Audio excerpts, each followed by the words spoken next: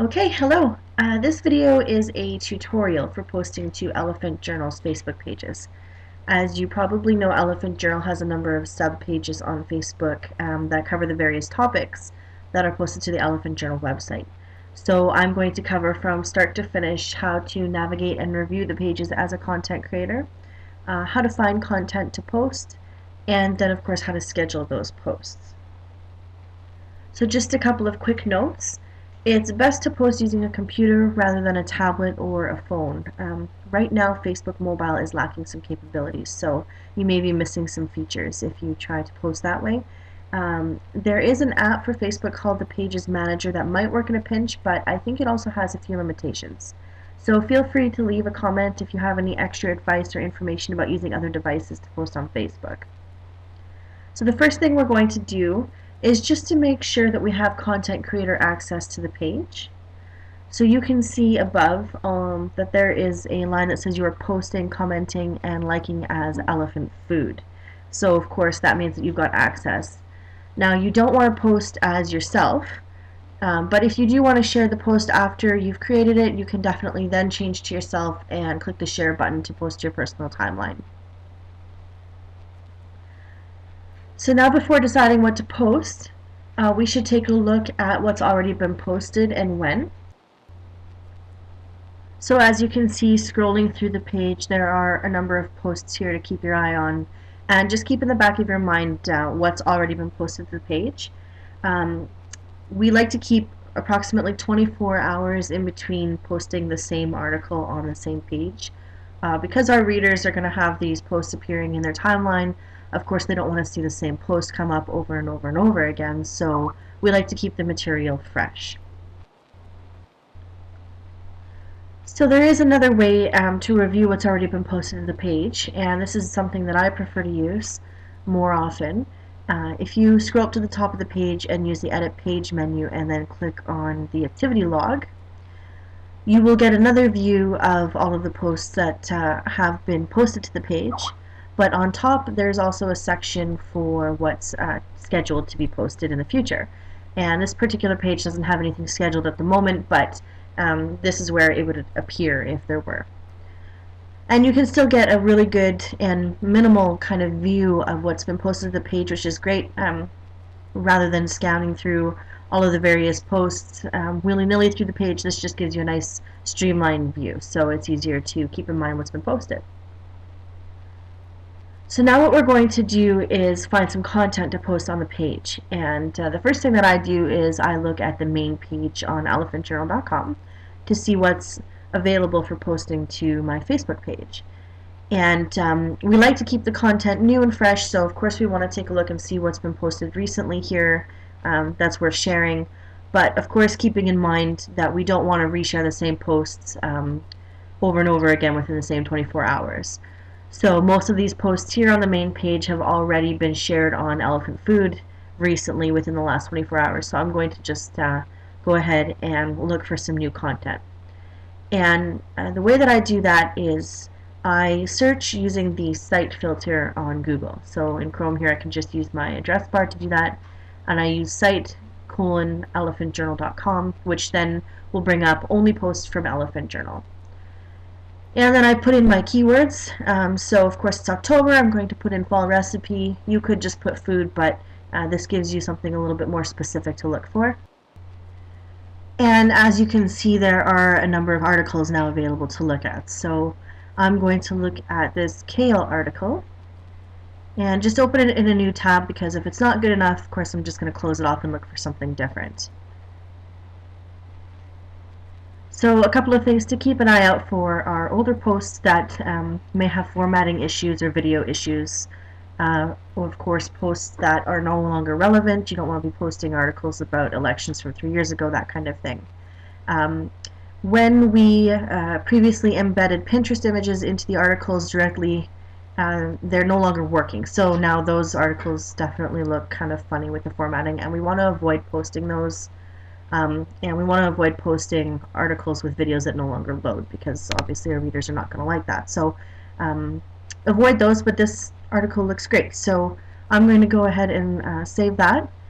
Another thing that we can post on the Facebook pages are the image quotes, and I like to use Pinterest to find those.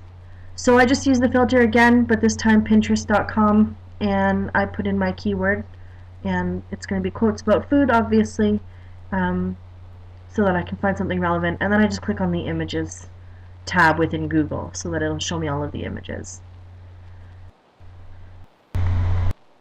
So a couple of things to keep an eye on when we're looking for an image is just to avoid images that are advertising a website or the tool that was used to make the image.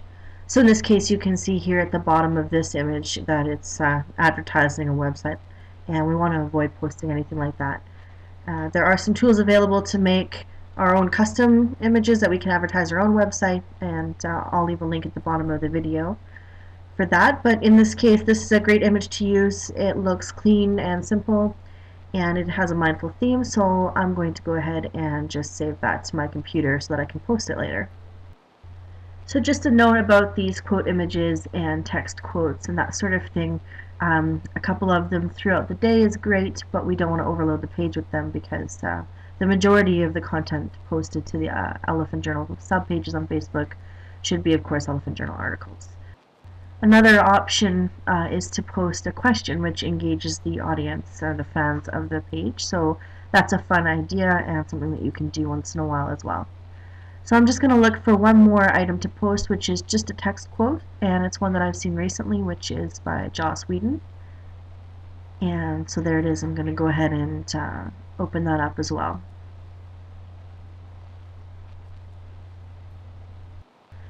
Okay, now I've got all of my content lined up ready to post, and I like to kind of find all of the articles and images and that sort of thing before I start posting them all to the subpages, especially if I have to post to a number of subpages and I have a schedule to keep, because that way you can post the same article to a couple of relevant subpages. So now I'm going to go ahead and post this kale article to the food subpage, and I'm just going to post the link into the status box. And what pops up is the title, some text, and the image. So once that preview pops up, you can go ahead and just delete the link that you originally pasted. And just a note about the images that appear in the preview, once in a while the wrong image will appear in the preview, and you'll want to fix that, obviously. So there are a couple of ways to do that. First, you can go ahead and just save the correct image from the article itself, and then you can use this upload image button here to upload a different image.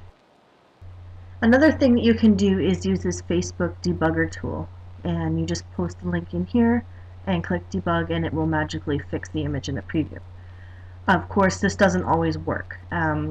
Most of the time it does work, but every once in a while, despite doing this, the wrong image will still appear, and in that case you're just going to have to create the post a little differently. So I'll show you how to do that next. But in this case the image does work, so that's fine. I'll go ahead and put the debugger tool in a comment at the bottom of this video so that you have access to it as well. So now I'm going to go ahead and remove some of this extra text out of the preview, and that's something that you can do or not do based on personal preference, but I like to remove it. What you should always do, though, is add an intro to the top of the post, and this should be something super personal. So think about how you'd describe this post to a friend if you wanted them to read it. What was awesome, what made you laugh, why it's important, that sort of thing. Sometimes you can find a quote in the article here that says it all. So rather than an intro that you write, a quote fits best, and you can definitely do that too. But instead, I'm going to go ahead and write in my own personal intro to the post. And just be mindful of typos and spelling errors and that sort of thing. Make sure that you double check everything on the post before you hit the post or schedule button. And another thing to keep an eye on is swearing. Some titles will have swears in them and that sort of thing, but we don't want to be vulgar, of course. And then add your sign-off. And you can add your sign-off in a number of different formats. You can add it in brackets, you can do it here as I have, you can include or not include your last initial. It doesn't really matter as long as you just add in your name.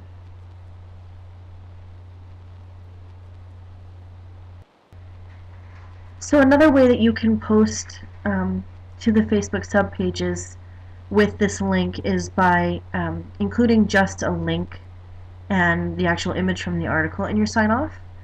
So I'm just going to go ahead and reload the page here because sometimes if you just delete the text in the status box and repost a link, the preview won't always pop up.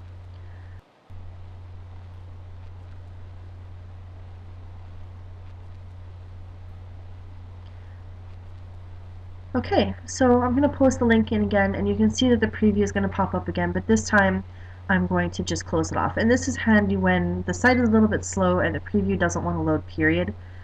This gives you another way to post. So again, with my sign off, and this time instead of deleting the link, I'm just going to leave it there, and I'm going to add in my personal intro to the article again.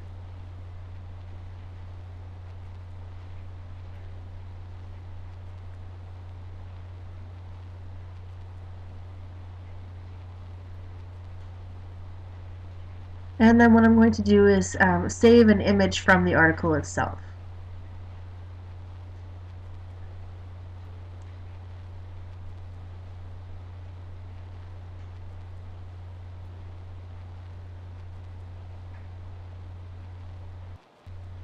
And then I'm going to click on the photo link on the status and upload photo.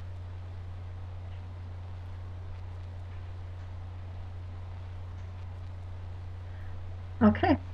And that'll just give you a larger view of the photo and the link for people to click. It's just another way to post.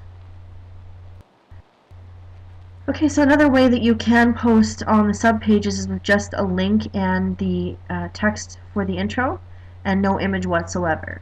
And this is useful when there's a post where the image, the preview image or an image that you would save from the post would give it away entirely. And then people, of course, wouldn't want to bother clicking on it to look at the article itself. So if you want to add a little intrigue to your post, that's an option. Okay, next I'm going to add the Pinterest image that we saved from earlier. So I just select the photo and add my sign off, and it's good to go. And the next thing that we can do is then select the text from the quote that we saved and add that to the status box.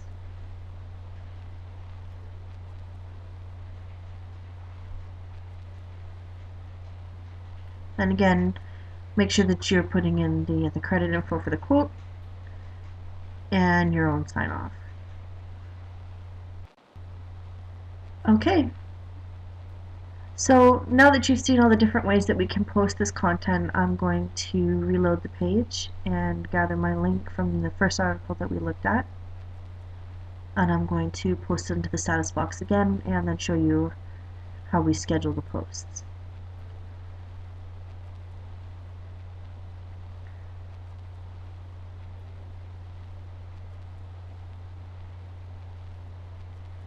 So I'm adding the link into the status box again, the preview's popping up.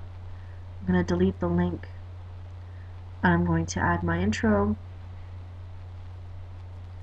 Again, just double checking that I don't have any typos or spelling errors because that just doesn't look very good.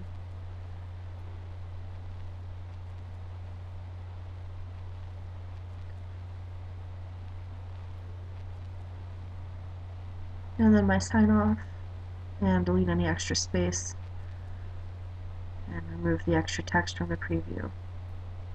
That's ready to go. So this little timer button will allow you to choose the year, the month, the day, and the time. So of course, when you schedule the post will depend on the timestamp of the last post and whether or not you have a schedule that's assigned to you. So on the bottom left of this status box, you can see that timer button that I clicked to get the date to pop up, and that's usually one of the features that's missing when you're posting on mobile devices. Okay, so I've hit the schedule button and the window pops up that allows me to view the activity log, and I'm going to just double check that I haven't posted on top of anyone else and that there isn't too little of a gap in between posts. If you find that you have posted at the wrong time, you can use that little gray arrow at the top right of the scheduled post box, and that'll allow you to just reschedule the post to a different time, so you don't have to delete it entirely. Scheduled posts cannot be edited, unfortunately. You have to delete it and restart over if you've made a typo or if it's got the wrong image or that sort of thing. So now I'm going to go ahead and also schedule the Pinterest image that I selected from earlier. And I'm going to schedule this for a little later in the day.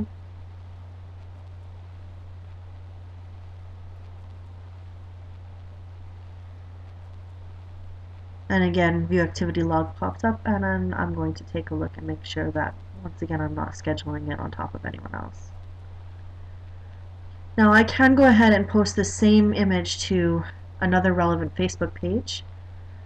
Keep in mind that some people will like a number of our Elephant Journal subpages, so if you're going to post the same image or article to a number of the pages, try to post at different times throughout the day so that when people are looking at their news feeds, they don't see the same post come up repeatedly at the same time. So I'm going to go ahead and schedule this one for the next day at a different time, and click View Activity Log to make sure that I'm not posting on top of anyone else. And that looks great. So just a couple of housekeeping notes about the Facebook posts or shares. Like I said, keep an eye on the time between posts. It's a minimum of 1 hour between posts and a maximum of 3. So another thing to keep note of is your time zone. All schedules on Elephant Journal operate on Mountain Standard Time. So if you're in a different time zone, you're going to want to make sure that you're posting at the right time. For example, if I've got a schedule to post at 4 p.m. Mountain Standard Time on the Health and Wellness page, I'm going to post at 5 p.m. my time. Another thing that we'll want to keep an eye on is the swearing, and some Elephant Journal articles will have a swear in the title. Most of the swears will have a star so that the full word isn't written out. And we can do the same if we feel that a swear would work in our intro, but for the most part try to avoid it. We definitely don't want to have any sort of vulgar language because we don't know who's reading these Facebook pages. So another thing to keep an eye on is nudity. There should be absolutely no nudity posted on Facebook. If you post, for instance, a breast for a breastfeeding article, our Facebook page would get shut down.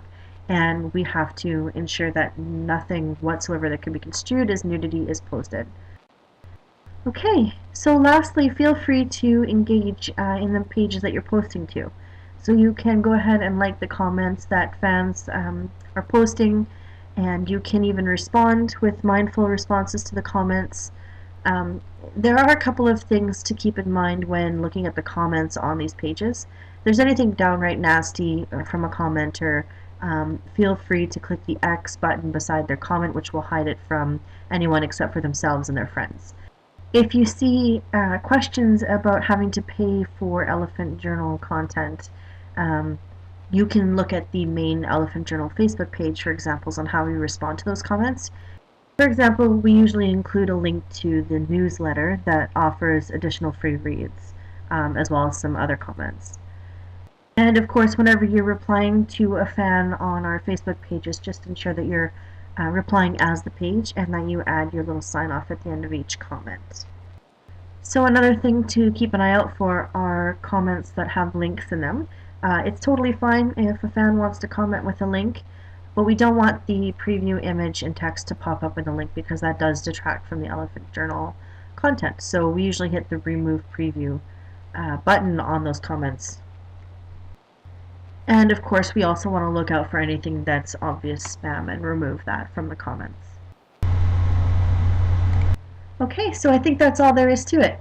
If you have any questions, please direct them to your mentor or an editor or in the appropriate group pages rather than on this video. Thanks for watching and have fun posting on your pages.